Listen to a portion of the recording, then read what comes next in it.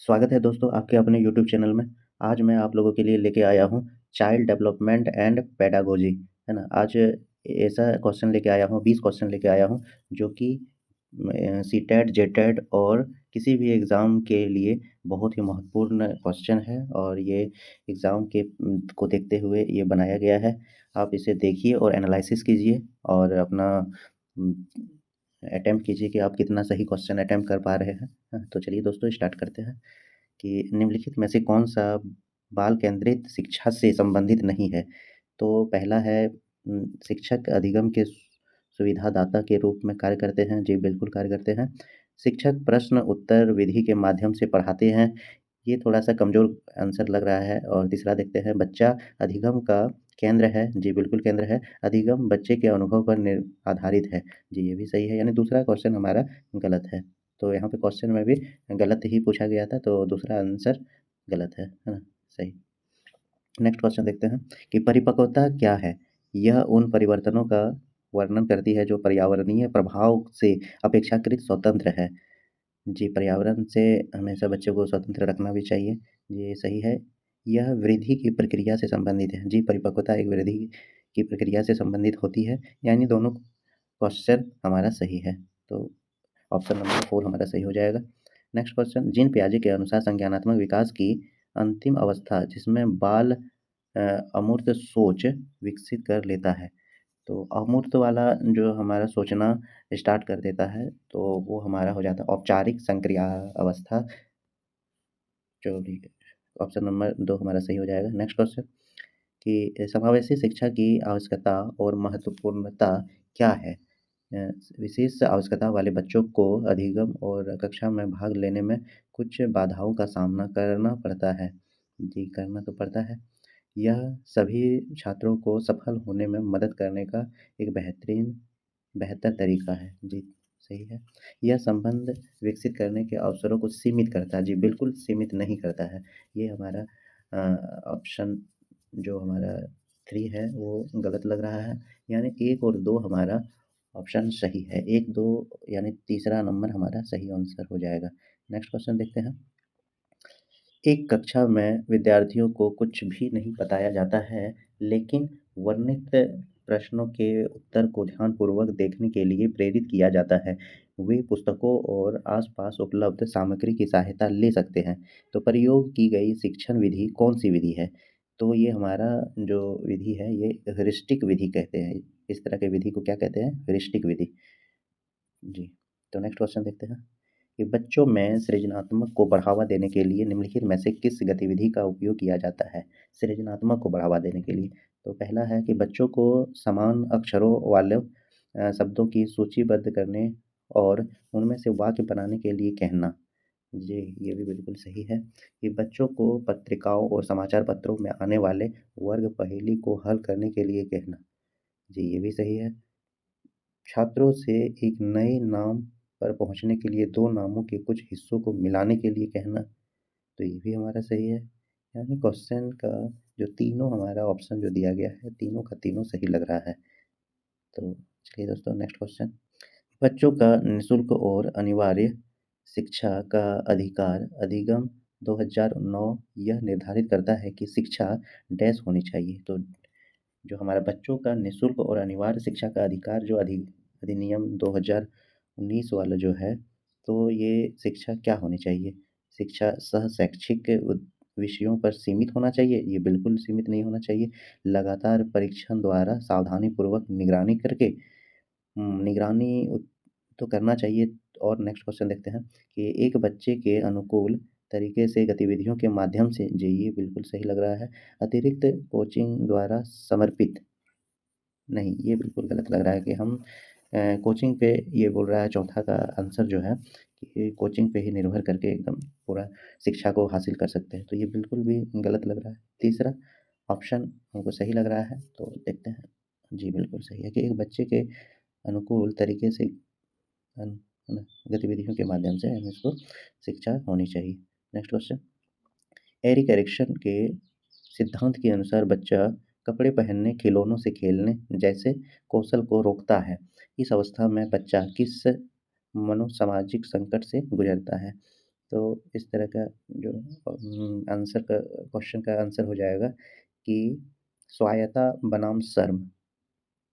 Next question कि निम्नलिखित में से कौन-सा प्रश्न बच्चों को आलोचनात्मक चिंतन में संलग्न होने के लिए आमंत्रित करता है? तो आलोचनात्मक चिंतन में हमारा जो हो जाएगा क्वेश्चन का आंसर हो जाएगा क्या आप इसका उत्तर जानते हैं? यानी इसे हल करने के लिए विभिन्न तरीका क्या है? तो इस तरह से हम बच्चों को आलोचनात्मक चिंतन में संलग्न कर सकते हैं। चौथा ऑप्शन हमारा सही हो जाएगा।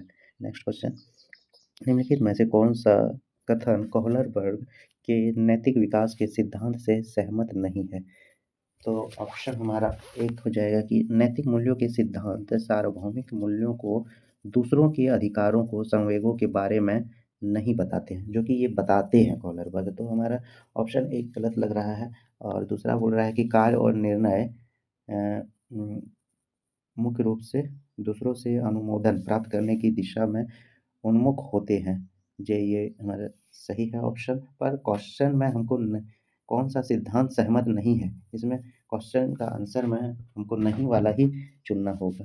तो आगे देख लेते हैं तीसरा ऑप्शन में क्या बोला गया है कि नैतिक विकास के चरण विशिष्ट और अनुक्रमिक होते हैं। जी बिल्कुल होते हैं, यानी अंतिम हमारा ऑप्शन हो जाएगा कि अंतिम चरण में व्यक्ति विवेक या सिद्धांतों के अनुसार कार्य करते हैं। जी ये भी हमारा सही है, यानी क्वेश्चन में हमको नहीं पूछा गया है, तो हमारा ऑप्शन जो कि पहला नहीं बताया गया है, तो वही हमारा आंसर सही हो जाएगा।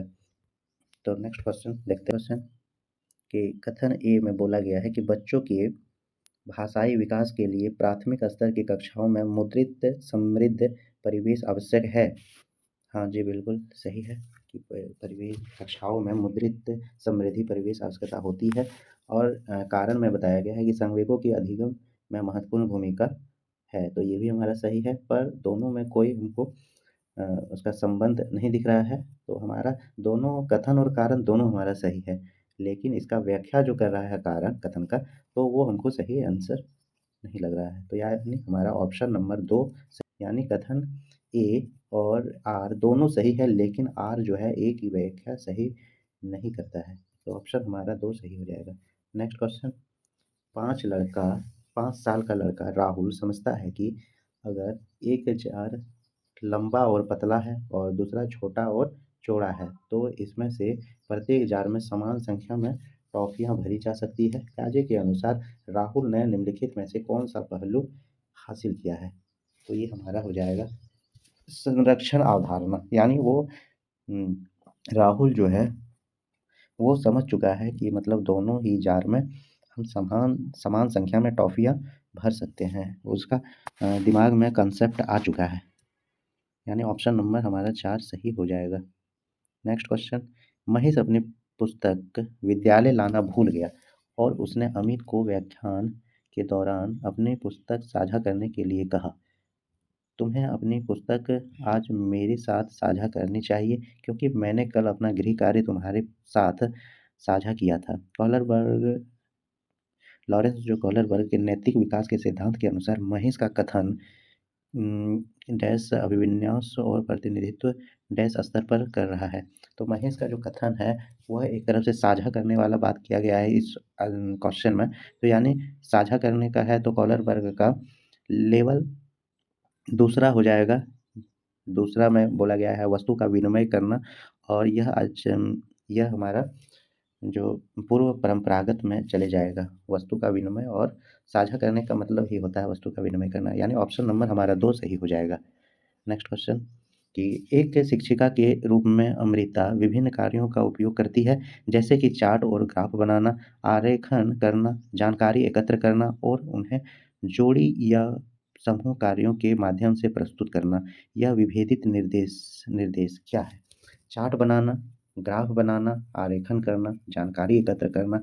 तो ये हमारा क्या होता है कि अनेक ज्ञान को प्रदर्शित करने का एक तरीका है, तो कह सकते हैं। नेक्स्ट ऑप्शन पढ़ते हैं और केवल स्पष्ट सीखने वालों की मदद करता है। तो यहाँ केवल आ गया तो ऑप्शन नंबर हमारा 2 गलत हो जाएगा। तीसरा ऑप्शन में दिया गया है कि एक मूल्यांकन के लिए बच्चों को तैयार करने का सबसे अच्छा तरीका है। जी, ये भी थोड़ा-थोड़ा सही लग रहा है, पर ऑप्शन चौथा भी पढ़ते हैं कि कई बुद्धिमत्ता वाले शिक्षार्थियों को अच्छा प्रदर्शन करने और बेहतर सीखने में मदद करता है। जी, बिल्कुल ये हमारा सटीक आंसर लग रहा है, ऑप्शन नंबर 4 जो कि हमारा सही आंसर भी हो जाएगा। तो नेक्स्ट क्वेश्चन देखते हैं कि एक छात्र एक सरकारी स्कूल में दाखिला लेने के लिए कड़ी मेहनत करता है ताकि वह प्रवेश परीक्षा पास कर सके।